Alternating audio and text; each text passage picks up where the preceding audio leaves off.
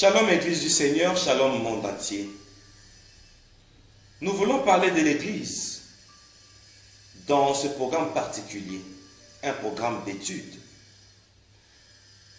SOS Église. Qui sommes-nous?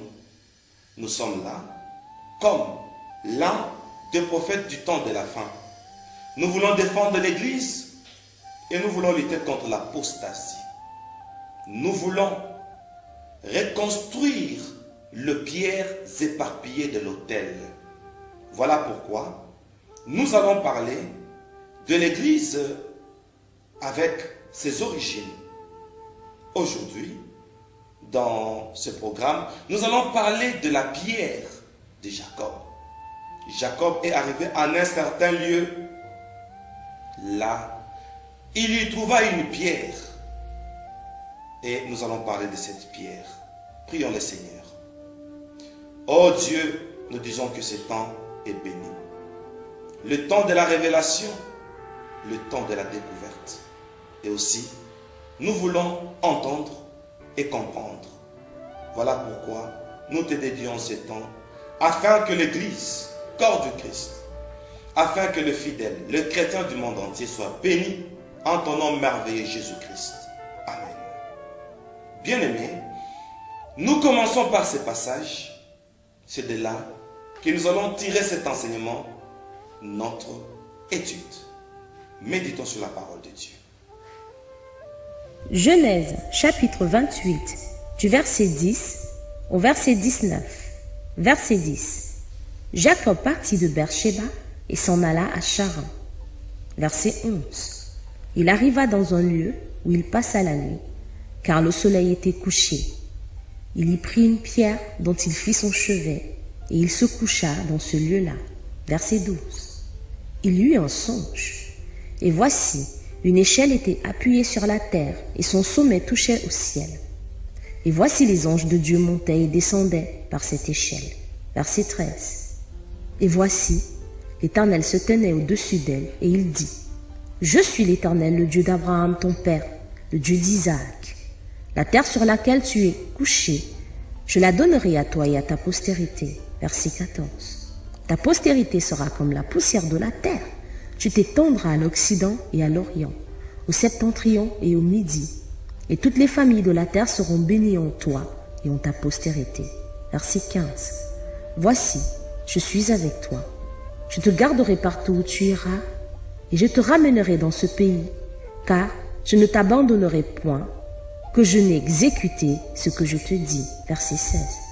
Jacob s'éveilla de son sommeil et il dit, « Certainement, l'Éternel est en ce lieu et moi, je ne le savais pas. » Il eut peur et il dit, « Que ce lieu est redoutable. C'est ici la maison de Dieu, c'est ici la porte des cieux. » Verset 18.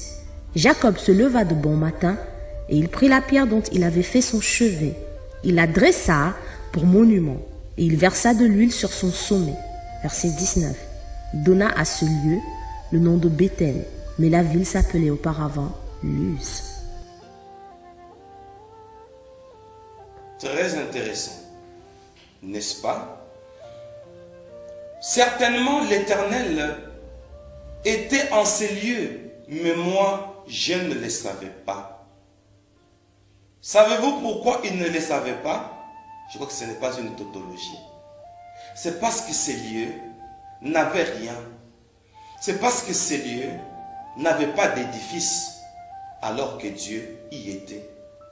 Nous ouvrons notre première parenthèse pour dire, Dieu n'est pas nécessairement dans les bâtiments, mais Dieu est là où il y a la pierre. C'est pourquoi il dit, certainement, l'Éternel est en ces lieux et moi, je ne le savais pas. Le signe de la présence de Dieu dans une église, c'est la présence de la pierre. Et nous voulons parler de cette pierre. Vous savez, à notre précédente émission, nous avons dit, Jésus est la pierre angulaire. Dommage, une pierre rejetée par le bâtisseur. Qui sont les bâtisseurs? Les apôtres, parce que ce sont eux le bâtisseur des églises. L'apostasie le rejet du Christ sortira du ministère apostolique. Là, ce sont les Écritures qui les déclarent. Nous les apôtres, nous les bâtisseurs des églises, faisons très attention. Nous, Église, faisons très attention. Nous sommes dans un lieu baptisé Bethel. Avant, c'était Luz. Jacob baptise ces lieux Bethel. À cause de cette vision, parce qu'il a trouvé une pierre dont il en a fait son chéri. N'est-ce pas la première prophétie qui dit? Parce que c'est là la maison de Dieu, le premier ustensile ou le premier matériel pour bâtir une église, c'est Jésus, la pierre angulaire. Nous devons bâtir les églises sur Jésus. Jésus est notre seul objectif. Si nous, aujourd'hui, nous sommes des bergers, c'est à cause de Jésus. Et si c'est à cause de Jésus, marchons selon la révélation. Et que dit la révélation? Si la pierre est en ces lieux, Luz, du nom de Bethel, surnommé Bethel, donc l'église doit être bâtie sur la pierre. Et là, nous allons voir combien le Seigneur Jésus nous ramène au temps de Jacob, lui qui vient nous donner le modèle parfait, le modèle par excellence de l'église. Nous allons voir combien Jésus nous ramène au temps de Jacob. Méditons encore sur ce passage. Matthieu, chapitre 7, versets 24 et 25. Verset 24. C'est pourquoi, quiconque entend ces paroles que je dis et les met en pratique, sera semblable à un homme prudent qui a bâti sa maison sur le roc. Verset 25. La pluie est tombée, les torrents sont venus, les vents ont soufflé et se sont jetés contre cette maison. Elle n'est point tombée, parce qu'elle était fondée sur le roc. Très intéressant. Très intéressant. On nous prophétise. La maison, c'est l'église. Attention, la parole de Dieu est un couteau à double tranchant. Pourquoi? C'est comme la parole de Dieu nous dit, la Bible nous dit, la parole de Dieu est un couteau à double tranchant. Pourquoi? Parce que l'église est bâtie sur le roc. L'église est bâtie sur Christ. On nous prévient ou on encourage une telle église.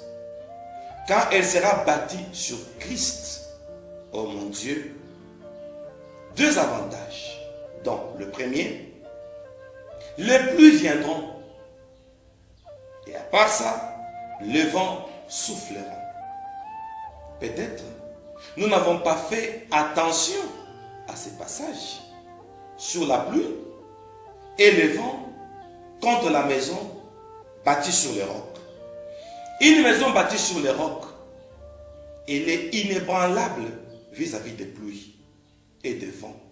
Parlons de pluie.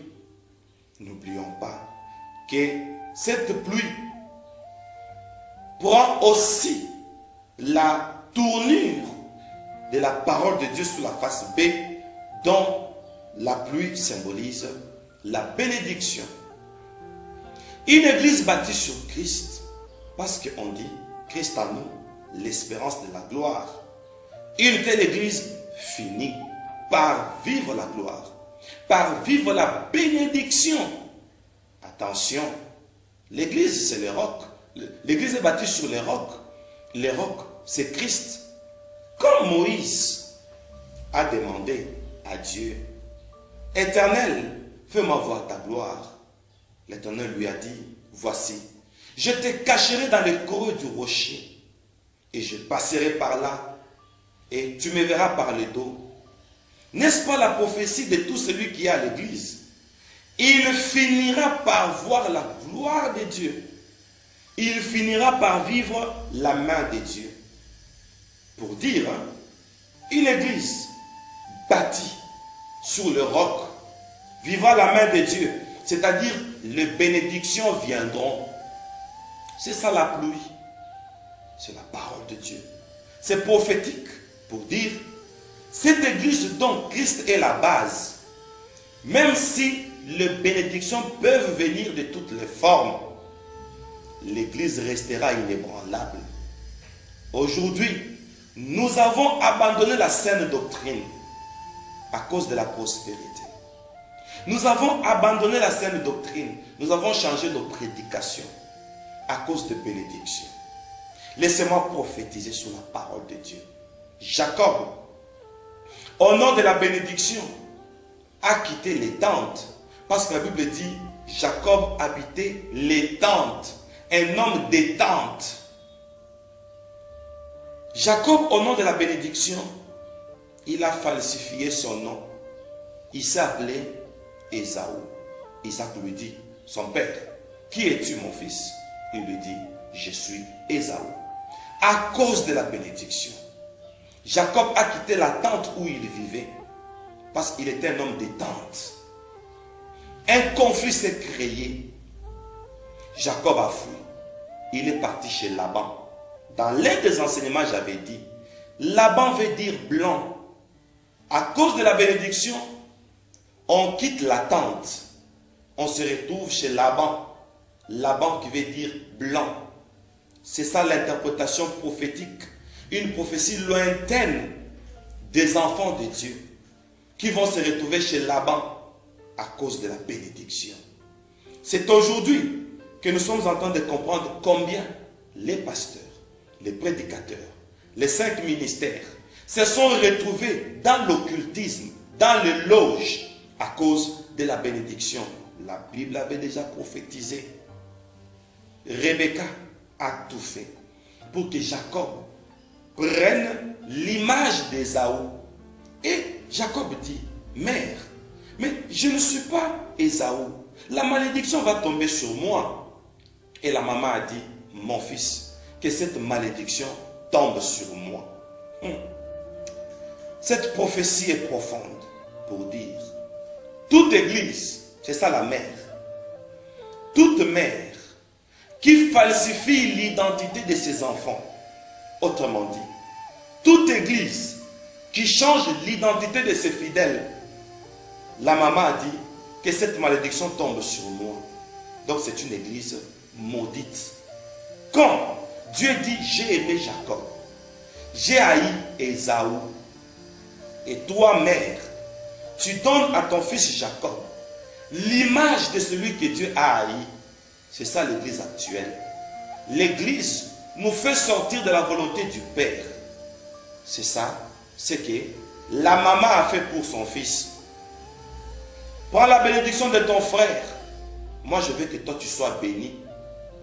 Voyez-vous, à cause du projet de la mère qui était à l'encontre de la volonté du Père, une guerre s'est déclenchée. Jacob a fui les tentes, je mets ça au pluriel, les tentes où il vivait, lui qui était un homme tranquille, et il se retrouve chez son oncle Laban pour dire, aujourd'hui à cause de la bénédiction, les gens se sont retrouvés dans la magie blanche, parce que Laban veut dire blanc. N'est-ce pas prophétique? Bien-aimés dans le Seigneur, à cause de la bénédiction, c'est ça la pluie, s'il faut revenir.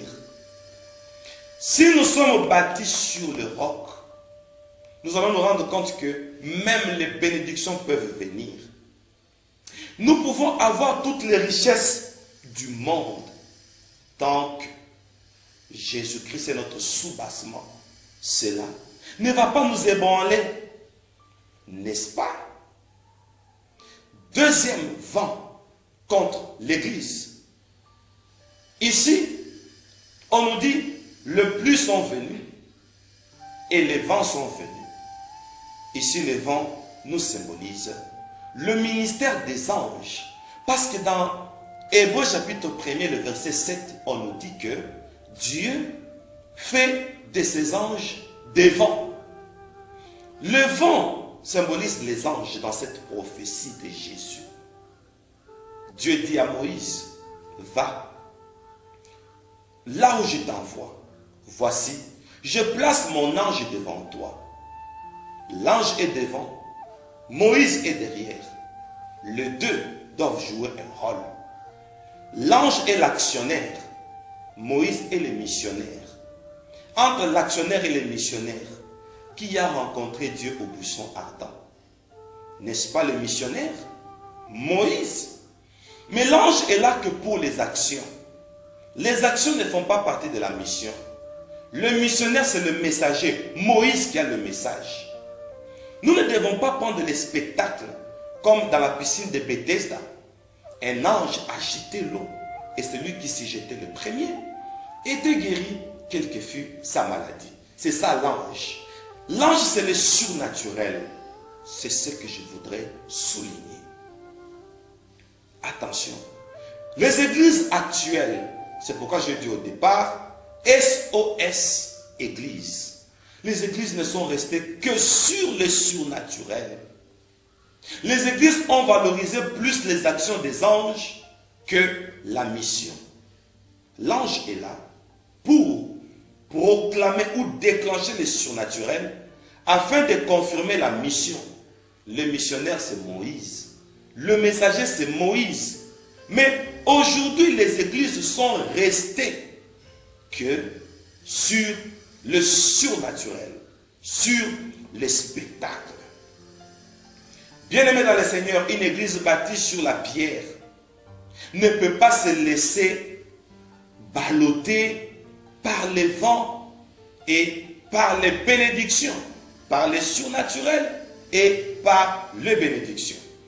Oh mon Dieu, bien-aimé, nous revenons sur le songe de Jacob. Nous sommes en train de méditer. Nous sommes en train de nous poser des questions. Jacob dit, c'est ici la maison de Dieu. Ce lieu est redoutable. Lequel? Quel lieu? Là où il y a une pierre emplacée. Ça nous prophétise que l'église doit être bâtie sur la pierre. Quel est l'avantage de la pierre de Jacob? Et nous sommes en train de méditer sur la parole de Dieu. Nous méditons encore sur ces passages. Nous allons comprendre pourquoi cette pierre. Attention. Deutéronome, chapitre 32, verset 18. Tu as abandonné le rocher qui t'a fait naître, et tu as oublié le Dieu qui t'a engendré. Très curieux. Tu as abandonné le rocher qui t'a fait naître. Et on parle de l'Éternel. Donc, ces rochers, cette pierre du temps de Jacob, la pierre de Bethel, est une prophétie que Dieu veut engendrer un peuple. Dieu veut jouer le rôle de mère. Dieu, en tant que le rocher des âges, se veut un nouveau peuple. Dieu veut engendrer l'Église. D'après ce passage que nous venons de suivre, que nous avons lu aussi.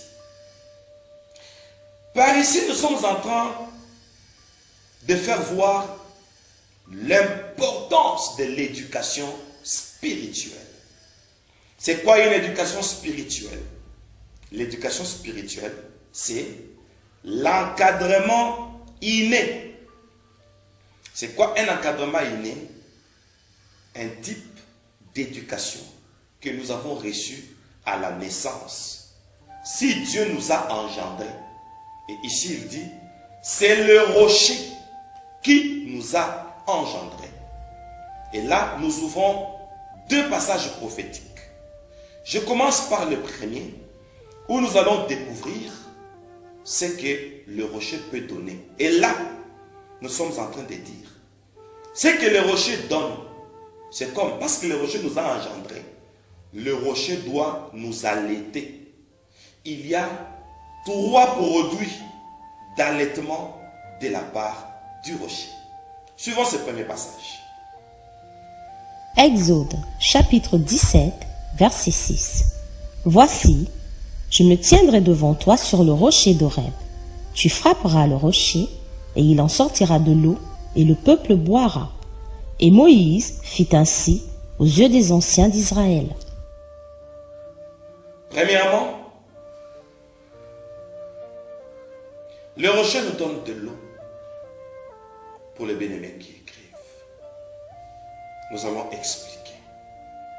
Si le rocher nous a engendrés, c'est que automatiquement, le rocher doit nous allaiter. Et notre allaitement, si vous permettez le terme, c'est de l'eau. Parce que nous sommes engendrés. Nous avons un régime. C'est comme Daniel à Babylone. Il a exigé de l'eau et les légumes. Il a prouvé d'où il venait. Il a prouvé qu'il était une brebis. Même s'il est dans une contrée païenne, il garde le régime de chez lui. Et nous, on nous fait grandir spirituellement, oh mon Dieu, avec de l'eau. Ce n'est pas fini. L'eau qui sort du rocher. Et voici deux autres choses qui sortent du rocher. Suivons. Deutéronome, chapitre 32, versets 12 et 13. Verset 12. L'Éternel seul a conduit son peuple, et il n'y avait avec lui aucun dieu étranger. Verset 13. Il l'a fait monter sur les hauteurs du pays, et Israël a mangé les fruits des champs. Il lui a fait sucer le miel du rocher, l'huile qui sort du rocher le plus dur. Oh mon Dieu, nous déduisons pour dire trois choses. La première, du rocher jaillit l'eau. La deuxième chose, du rocher jaillit le miel. La troisième chose, du rocher jaillit l'huile. Si nous sommes nés du rocher, ce qui veut dire, le rocher va nous allaiter de l'eau. L'eau qui est la prophétie de la vie. Jésus-Christ dit, celui qui croira en moi, les sources d'eau vive couleront dans son sein. Les Écritures déclarent, mon peuple a commis un double péché, qui m'a abandonné, moi qui suis la source de l'eau vive, pour se faire des citernes crevassées. L'eau, c'est l'identification de Jésus lui-même. L'eau, c'est l'identification de Dieu. Voici trois devoirs de toute autorité ecclésiastique. Ici, je parle du pasteur. Les trois devoirs d'un pasteur. Vous savez, il arrive des fois, quand une brebis est au devant de vous, vous ne savez pas quoi lui faire, quoi lui donner. Et nous nous limitons sur la satisfaction. C'est-à-dire, nous sommes là pour satisfaire aux besoins des fidèles. Il est malade, il doit être guéri, il est célibataire, il doit se marier, il veut voyager, il doit voyager. Et on fournit les efforts pour donner des prophéties aux fidèles afin de les enchanter. Alors que ce n'est pas ça, le devoir d'un pasteur. Le reste, ça ce sont des accessoires. Cherchez premièrement le royaume et la justice de Dieu. Le reste vous sera donné par sur quoi. J'en ai déjà parlé plusieurs fois dans plusieurs de nos enseignements. Alors, un bon pasteur, il doit permettre à ses brebis, entre guillemets, les brebis du Seigneur, de boire l'eau du rocher, de boire le miel du rocher, de boire l'huile du rocher. Ces trois choses, c'est notre devoir. Quand nous voyons une brebis infidèle de l'église, nous devons nous dire, parce que nous sommes tous engendrés du rocher, le régime de ces fidèles, c'est l'eau, la vie de Christ. Nous devons imprégner Dieu dans les âmes. Oh, c'est ce que Jésus a dit à la femme samaritaine. L'eau que je lui donnerai coulera dans son sein et ça jaillira de sources de l'eau vive. L'eau, c'est la vie. Nous devons faire à ce que le fidèle de l'église reçoive la vie de Dieu. C'est ça l'eau. Si l'église commence par un rocher, c'est pour dire, voilà le message qui doit être enseigné à l'église. L'eau, la vie de Dieu. ce n'est pas fini. Il y a le miel. Le miel a de vertus curatives. Le miel guérit, c'est-à-dire, c'est la prophétie de la perfection. Le rocher nous dispense une nourriture spirituelle qui nous vivifie. Le miel qui prophétise la perfection, parce que ça guérit. Donc quand nous regardons les fidèles, disons-nous, nous avons un devoir de les amener à la perfection. C'est ça servir Dieu. Oh mon Dieu, ce n'est pas fini. Il y a l'huile qui sert à la consécration. Nous sommes un royaume des sacrificateurs. Et étant un royaume des sacrificateurs, d'après Apocalypse chapitre 1er verset 6, donc nous avons ces devoirs-là de consacrer le peuple de Dieu. Parce que nous sommes des sacrificateurs. C'est ainsi que dans nos enseignements, donnons les enseignements qui apportent la vie. L'Europe, ce n'est pas la vie. L'Amérique, ce n'est pas la vie. L'Asie et l'Océanie, tous les pays qui ont émergé, ce n'est pas la vie. Alors, n'en faisons pas une doctrine, que ça ne soit pas le point culminant de nos prédications. Prêchons la sainteté. Et quand nous prêchons la sainteté, ça le miel, la perfection, nous deviendrons justes, sans tache. C'est ça la guérison. Parce que le miel guérit. Et la Bible dit, les justes ne privés d'aucun bien. N'est-ce pas la solution? C'est pourquoi la Bible dit, Dieu a créé des hommes justes. Mais eux-mêmes ont cherché des détours. C'est ce que la Bible dit. Nous nous sommes compliqués avec l'Église. Prêchons l'évangile. L'évangile, c'est quoi? C'est l'huile. Voilà les trois choses que le rocher donne. Et quand on dit, tu as oublié le rocher qui t'a engendré. Donc, nous tirons directement la leçon pour dire, au temps de Jacob, c'est ici la maison de Dieu. La maison de Dieu, c'est là où il y a la pierre. Et là où il y a la pierre, voici les trois aliments pour notre allaitement. Imaginez-vous quelqu'un qui est habitué, quelqu'un qui grandit. On lui a enseigné Christ, ça c'est l'eau. On lui a enseigné la perfection, ça c'est le miel. On lui a habitué à la consécration, ça c'est l'huile.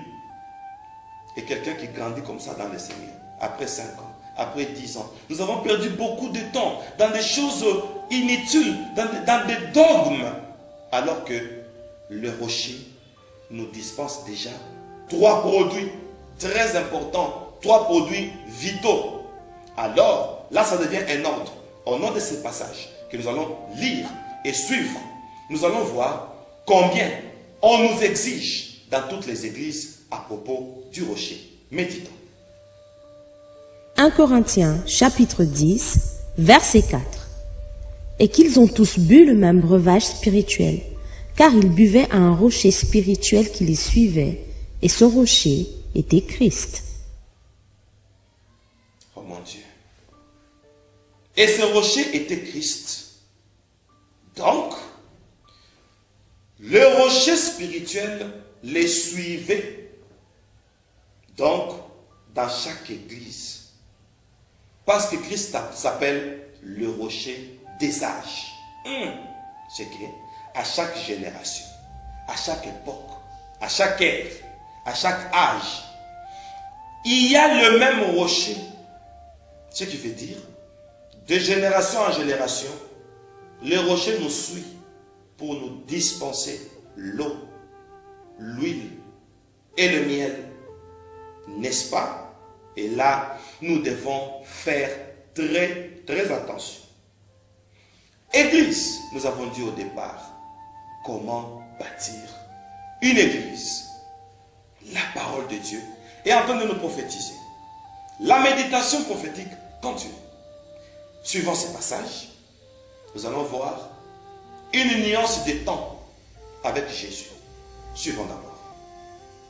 Matthieu chapitre 16, verset 18. Et moi, je te dis que tu es Pierre, et que sur ce roc, je bâtirai mon église, que les portes du séjour des morts ne prévaudront point contre elle. Tu es Pierre, et sur cette pierre, c'est-à-dire sur ces rocs, On a mis roc d'après les textes originaux, d'après les textes hébreux. Tu es pierre, et sur ces rocs, je bâtirai mon église. Il y a deux temps. Il y a deux chronologies. Le présent et le futur. Tu es pierre. Le verbe être au temps présent. Tu es. Et sur ces rocs, je bâtirai mon église. Le verbe bâtir. Mais ici, le Seigneur projette l'église au futur. Pourquoi? N'avons-nous jamais eu le temps de réfléchir sur ça? Tu es pierre, sur cette pierre, je bâtirai mon église. Pourquoi il veut la bâtir au futur? Parce que la pierre est là, présentement, mais bâtit l'église. Et le Seigneur projette cette pierre au futur. Parce que là, au futur, il y a une prophétie. Les préparatifs de l'église ont commencé. Le Seigneur s'est dit, tant que la pierre n'a pas encore donné ce qu'elle cache, ce qu'elle garde, on ne bâtit pas encore l'église maintenant. Là, ce n'était qu'une communauté.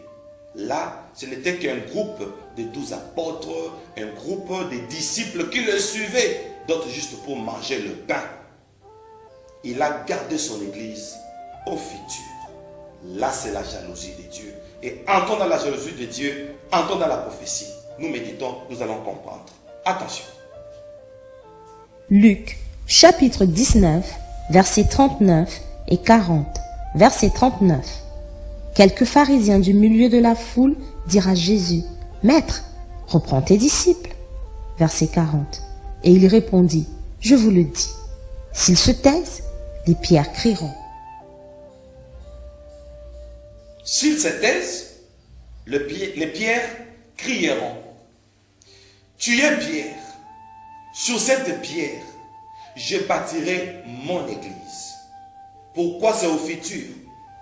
Parce que le Seigneur doit attendre que les pierres crient. Et quand est-ce que les pierres crieront? Quand est-ce que les pierres ouvriront leur bouche? Est-ce qu'une pierre peut-elle parler? Et c'est une prophétie qui nous demande encore une autre prophétie. Les pierres crieront quand les disciples, les apôtres vont se taire. Il y aura un moment, le ministère apostolique va se taire. Il y aura un moment, les bâtisseurs des églises vont se taire. Et ce verset, ce passage nous montre ce que Dieu fera alors lui-même quand les disciples vont se taire. Regardons, suivons ce que le Seigneur va faire lui-même. Là, nous sommes à la croix. Matthieu, chapitre 27, verset 51. Et voici, le voile du temple se déchira en deux, depuis le haut jusqu'en bas. La terre trembla, les rochers se fondirent.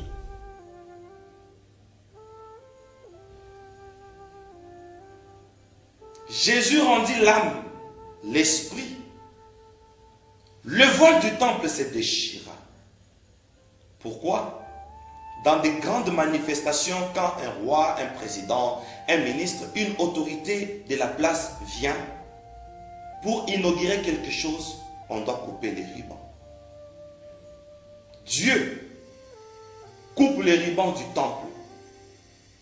Et quand il coupe les rubans, c'est pour dire, il a inauguré quelque chose. Laquelle? Le voile du temple se déchira, le rocher se fendirent. Voilà les pierres qui commencent à crier. Ça veut dire que les disciples se sont tus. Les apôtres se sont tus. Nous parlerons très bientôt sur la passion du Christ. Nous allons voir qu'à la croix, les disciples ont fui. Comme les disciples ont fui, ils se sont tus. Le ministère apostolique s'est tué parce que Jésus est entre les mains des Romains. Ils l'ont abandonné. Alors, Jésus va naître son église dans des moments fâchés. Le moment où les apôtres ne parleront plus. Et c'est là que les rochers vont s'ouvrir pour dire, l'église commence. En ce moment, comme les apôtres ont abandonné l'église naît au moment où il n'y a pas de responsable ecclésiastique. Alors, il y a une dispensation. Les rochers se sont fendus. On nous ramène au temps de Jacob. Le voile du temple se déchire pour dire, maintenant, les choses saintes commencent. C'est l'entrée dans les lieux 3 fois saints. Là, je vais permettre que les rochers nourrissent mon peuple de l'eau, du miel et de l'huile. C'est ça le devoir de l'Église. Cette parole prophétique sur l'Église continue. SOS, Église. Qu'enseignons-nous dans nos églises? SOS, Église. Le rocher, c'est Christ. Christ a ouvert sa bouche parce que les disciples se sont tus. Il veut dispenser l'eau à son peuple. L'eau, c'est la vie. Il veut dispenser la perfection à son peuple. Le miel du rocher. Il veut dispenser la consécration à son peuple. L'huile du rocher. Attention, Église. Pas de confusion. Cette prophétie continue. Nous nous retrouvons au prochain programme. Soyez bénis.